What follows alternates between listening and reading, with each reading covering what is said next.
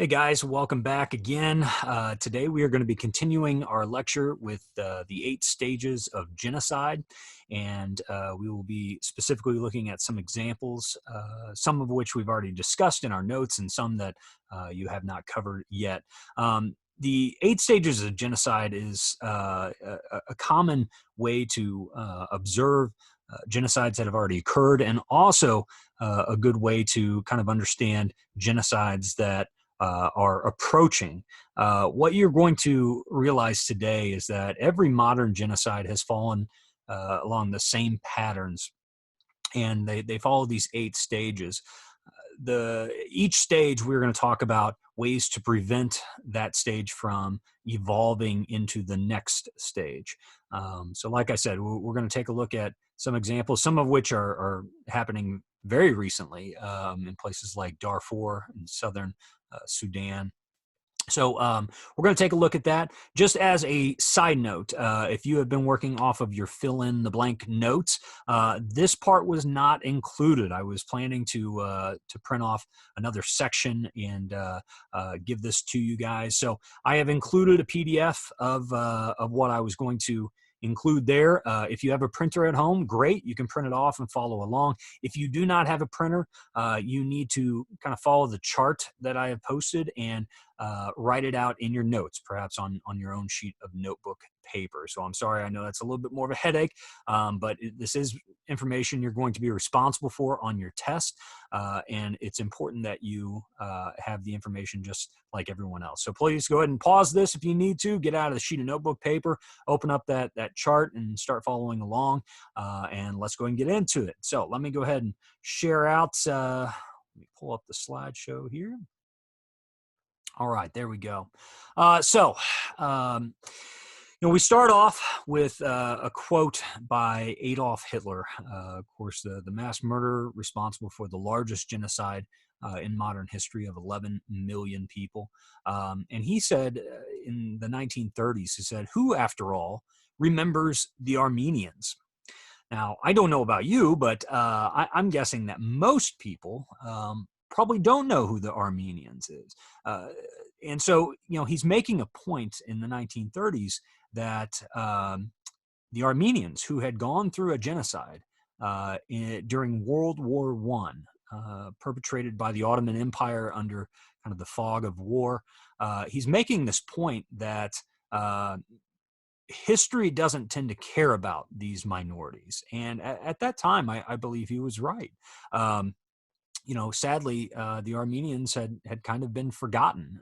It wasn't until later on study in the 1960s and on that we really started to see academic focus on the Armenian genocide, but it is one that we will talk about in this. So, genocide is a tool of war, and we've already seen it in a couple of examples in Rwanda, also in Yugoslavia. So let's go ahead and take a look at the various stages and what often occurs in each stage. So you can see how I've got it set up here. So this chart that we're going to be filling out, you have the stage of genocide along with the number on the left-hand side, the definition. I will give you an example, sometimes following the Holocaust, the specific genocide taking place in Germany in Poland and in the 1930s and 40s, and then also that prevention piece of how we can stop this from occurring at this stage. So let's go ahead and begin. The first stage of genocide is what is called classification. All right. So when you divide society, and this can be legally or just simply in name, when you divide your society in two, you have the Christians over here, you have the Muslims over here, and they a part of your identity as a person. You are classified in one of these groups. It could be by ethnicity as well. In Yugoslavia, we saw examples of how Croatians were divided out, Bosnians were divided out separately than Serbians, or Muslim Bosnians. So just this classification, instead of looking at everyone as being Americans, you would start to classify them in other smaller groups. That becomes easier to separate them out and eventually remove them from society. So the example in Germany was, of course, dividing into German and Jew. Jew became this legal distinction. I mean, you actually had to prove your bloodline in Nazi Germany. How do we prevent this stage from moving forward? Promote national identity, common national identity, using things like language, religion, things that bond people together, trying to create a sense of unity rather than division. That is an important step in trying to slow this process from continuing. The second stage, symbolization, and this is where we start to see the first visual markers of genocide. Most famously, of course, the Nazis forced all Jews to wear a yellow Star of David on their clothing to identify them as Jewish. But when you assign certain names or symbols to a group, this becomes a visual symbol. Now, the result in places like Nazi Germany was that this amounts to a target on your back or on your front, and people were targeted. If you were walking down the street, I mean, you were quite visibly a Jewish person because you had this yellow Star of David on you, and it opened it up to attacks. There's a great book called "In the Garden of Beasts" by Eric Larson, and it's a true story about the rise of Adolf Hitler in Nazi Germany, and through some various perspectives. One of those perspectives is the daughter of a U.S. diplomat in Germany, and she highlights some of these attacks that she's starting to see on the street, in which people are attacked because they're visibly identified as Jewish. How do we prevent this from continuing? Outlaw hate symbols. Hate speech, speech that is directed towards, separating people out and promoting violent attacks on them. An important phase, and one that's we always see in genocides. The third stage, dehumanization. This is kind of more indoctrination and brainwashing than anything else.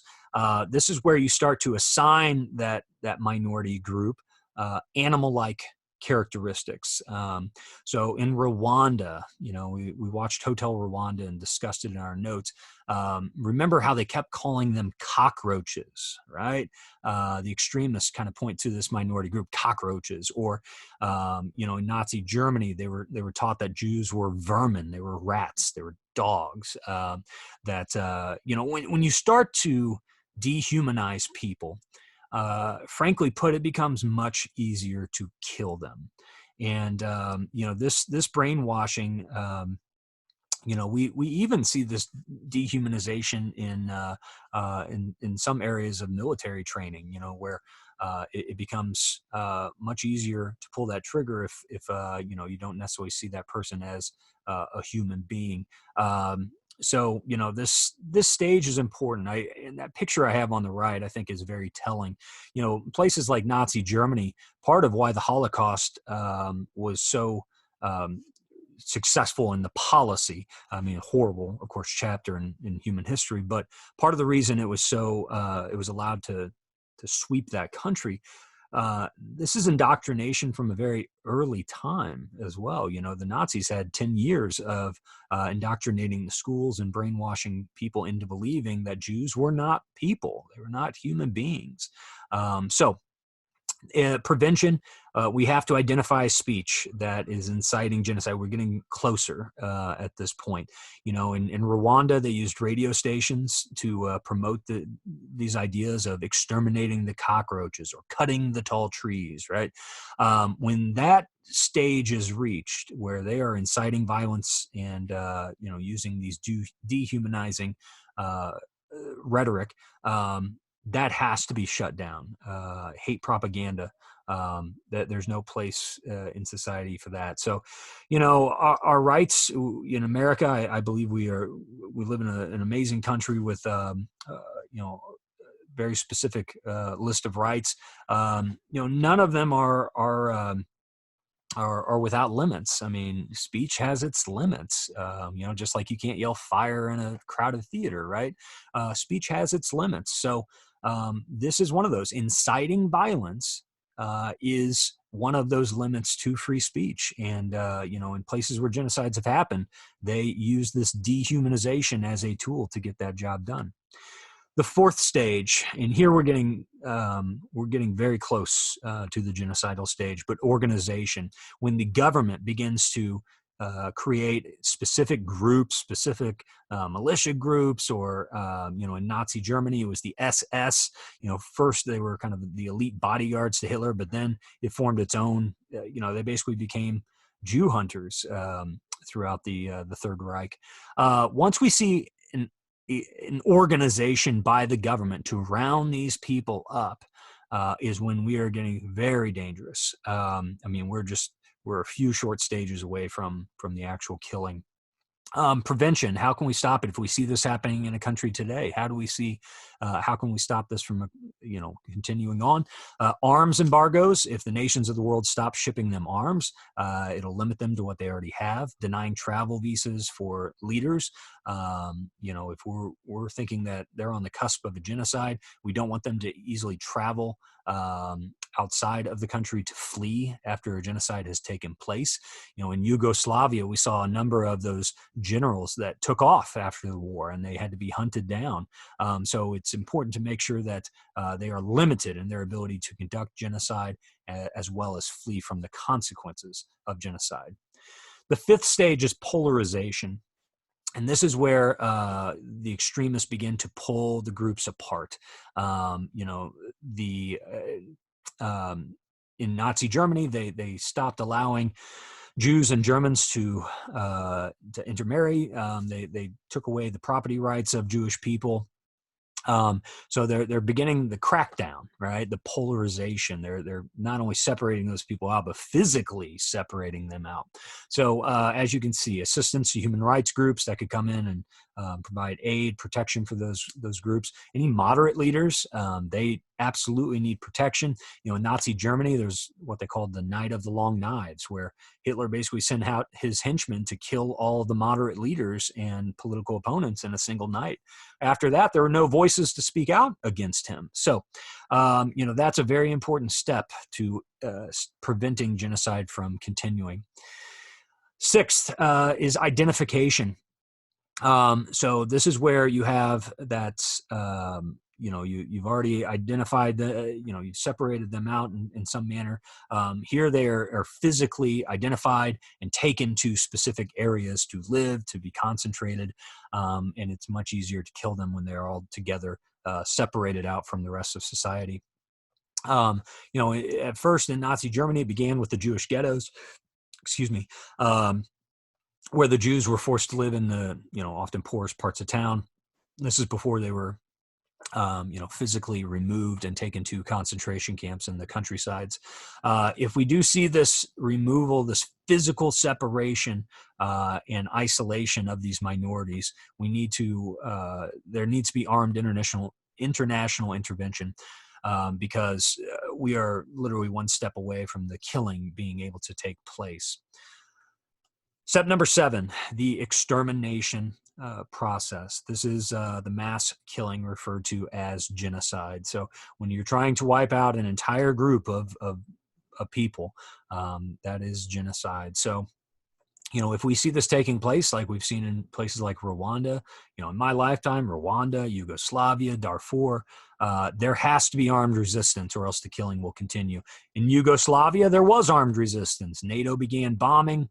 You know, that really limited what the Serbians were able to do. Rwanda, there was no international armed resistance. Although there were UN peacekeepers there, they were not ordered to stop the violence at all. So, and what we saw there was a period of 4 months and almost 1 million people killed. So when this extermination process begins, it has to take a global effort in order to stop it from continuing. Stage number 8, this one might surprise you because it actually takes place after the genocide occurs, but that is denial. Every genocide will always have those people who deny that it actually happened or deny the severity of it. So most notably, of course, with the Holocaust. I have a picture of the former leader of Iran up there who publicly stated that he did not believe the Holocaust occurred. There's no room in society for this because, you know, if people are allowed to continue this message that something like the Holocaust did not exist, not only does this deny victims their ability to have justice, but it also prevents the severity, from denying perhaps another genocide in the future. So we have to take these things quite literally. Even in my own teaching, I've run across this with students. In particular, in one of my first years of teaching, I was teaching about the Armenian genocide that the Ottoman Empire conducted. I had a sit-down conference with parents, and we had to meet with my principal because they were quite angry. They were from Turkey, and they're quite angry that I'd been presenting the evidence of this genocide, and they denied that it was a genocide. They just believed it was another chapter of the war, but that does not stand up to historical fact. So we have to stop genocide denial when it occurs, and make sure that those victims have their day of justice. So the next stage here, we are going to take a look at some of the 20th century genocides. These are not the only genocides that have existed. I'm not even covering all the ones in the 20th century, but these are a number that were sadly kind of spread out. We're going to talk about some similarities and differences. So that first one that I've referred to now multiple times, this took place in the shadow of World War I. The Ottoman Empire was dying. It was on their last gasp of breath, and by 1918, they would be gone. This 400-year-old empire came to an end. But the government did use the opportunity of the chaos of war to shift an unwanted group, an unwanted minority in that country. It shifted them to concentration camps, much like what we would see in the Holocaust, and it did begin to systematically kill them. Rape was another tool that was used in this conflict. All told, it's hard to tell some of the records. We have excellent records on the Holocaust for the most part, but some of these others, it's just mass murder. So it's hard to tell. Anywhere between 1 to 1.5 million people were dead in the Armenian genocide of 1915 to 1918. Of course, the most violent of all genocides was, of course, the Holocaust. That term has become associated with the killing of Jews and other political opponents, minorities like gypsies, communists, teachers, artists. I mean, if you disagreed with Hitler and the Nazi regime, you could find yourself in a concentration camp. But of course, Jews were the most prolific people that were killed in this genocide. All told, there were 11 million people that died. Approximately 6 million of those were Jews. So this did attempt to eliminate the Jewish populations, and sadly, almost successfully. I mean, you look at the numbers of Jews from the 1930s up to the 2020s, it is a fraction of how many existed 100 years ago. So, as we just covered all those stages, the Nazis, carried out genocide in a very systematic way, and they exterminated people and disposed of their bodies, both in mass graves and through cremation. I was able to visit a concentration camp in Germany a few years back, and it's hard to describe the feeling of walking into a room in which hundreds of thousands of people lost their life. The concentration camp I visited was called Dachau, and it was located just outside of Munich, Germany, in the south. And thankfully, those places have remained open as museums to honor the victims, but to remind us that these kind of things can happen. And, I guess that's one of my main messages with this lecture is that, we talk about these genocides and we'll say, oh, never again, all high and mighty. It has happened again, and it's continuing to happen. So what are you going to do about it? All right.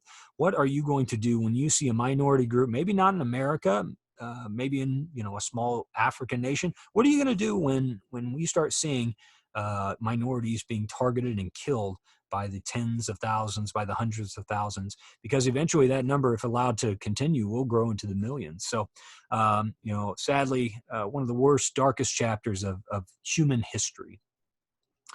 Another genocide that we have not discussed is the genocide in Cambodia in the late 70s. There was a revolution that turned Cambodia into a communist nation. Pol Pot, the man pictured in the bottom right, was the leader of the Khmer Rouge, which was the Communist Party in Cambodia. And all of this is kind of centered around and a result of the Vietnam War as well, a lot of chaos in Southeast Asia. And at one point, Cambodia would even go to war with Vietnam, another communist nation, and Vietnam would ultimately invade them, but that's besides the point. So Pol Pot wanted to eliminate his political opponents and anyone that supposedly was not a part of the, not supporting the regime. In this case, one of the interesting symbolization stages that we can study here is that, whereas the Jews in Nazi Germany had to wear the yellow star, Pol Pot divided people up according to scarves. He forced people to wear certain color scarves that denoted what type of people they were, what kind of jobs they had, targeting people that had worked in the former government, college professors, even targeting people that had glasses. If you had glasses, you were considered to be one of the members of this subgroup, and you could find yourself killed. So, and the idea there was that glasses meant that you were an academic of some sort. I should mention that Pol Pot actually studied in the United States. He went to college in the United States, so he was very well aware of Western ideas. I don't know how much of that influenced his decisions here, of course, but yeah, one of the worst genocides that we've seen. 2 million people dead in Cambodia. One that we studied in our lecture notes in Bosnia. We talked about the Yugoslav wars, first with Croatia and Serbia, and then eventually spilling over into Bosnia. In this situation, the man pictured in the bottom left, Slobodan Milosevic, carried out a genocide against Bosnian Muslims, and the goal was to eliminate all of that ethnic group from Bosnia, and officially, the goal was to ethnically cleanse. That was the term that he used. Ethnically cleanse Bosnia by protecting Serbian Bosnian citizens. But the way you do that is by eliminating the Muslims. And so, thankfully, in this situation, the West did intervene. NATO began bombing Milosevic. Of course, it was not before 200,000 people perished in this genocide, and there were 2 million more displaced. Sadly, as we saw in Armenia as well, this was another genocide in which rape was a tool of war, and there were over 50,000 documented cases, many more that probably actually occurred, in which women were raped to basically interrupt the bloodline, to ruin the bloodline, and to make them more Serbian. Twisted logic here. I mean, it's very difficult to try and understand exactly why these things occur, but that is the case. Let's move on to Rwanda. All right, 1994, we talked about this one more in depth, so I'm not going to spend as much time on it here. We mentioned how the Hutu majority, basically after years of being mistreated by the Tutsi minority and the Belgian colonists, they did have their revenge in 1994. After the each stage of genocide had taken place, calling them cockroaches and separating them out. Eventually, the Tutsis were killed. They all had ID cards. I mean, they were stopped at roadblocks, killed right there. They were pulled by neighbors from out of their houses and killed in their front yards with machetes. The killing, once it began, it was chaos. 800,000 people. Doing quick math, what is it? About 200,000 per month, so about 50,000 people dying per week. So a little under, 10,000 people dying a day during this genocide. So in 100 days, a lot of damage was done, and that's a nation that'll always be reeling from this genocide. I mean, this is 26 years old. This is not ancient history. Many of the victims that did survive, they will deal with those nightmares forever. So anyways, a very tragic case in Rwanda. And one of the most recent takes place in the region known as Darfur. In Sudan, which has split over the last 10 years between Sudan and South Sudan, this conflict being a big catalyst in that. What you had was the perpetrator. Sudan was one of these nations that it lumped together a bunch of people that really didn't have too much cultural or ethnic similarities, and they had frankly been warring for a long time. So you had kind of more Arab ethnic culture in the north, and especially in the south, and it's one of the big catalysts for this one was the major discovery of oil, and so you had the northerners kind of moving in and forcing the southerners out, millions displaced in this, but the Janjaweed were the primary group, forcing them out. The government of Sudan played a major role in this, and against the black Sudanese population. 300,000 dead in this genocide that took place, and millions displaced with murder and rape as a major tool. As I said there, for an update to that, South Sudan did break off as a result in 2011. This situation has not gotten better, though. South Sudan still is dealing with a lot of internal struggles and continuing threats from the north. So, again, this issue of genocide is one that is still continuing to this day. Let me get the screen back up here. All right. Well, can't figure out the full screen, so deal with it. So this issue of genocide is still one that is present today. It is not ancient history, and we cannot think of it as such because that will deny us the ability to step in when necessary. Guys, this will wrap up our lecture on genocide. I hope that you were able to take notes fine during this period. As always, please communicate with me if you have any questions. I'd be happy to get back to you. We are going to do a project next week that deals with this topic. You will be assigned one genocide, and you will be putting together a research project based off of that genocide. So details on that project will be coming soon. All right, thanks for tuning in.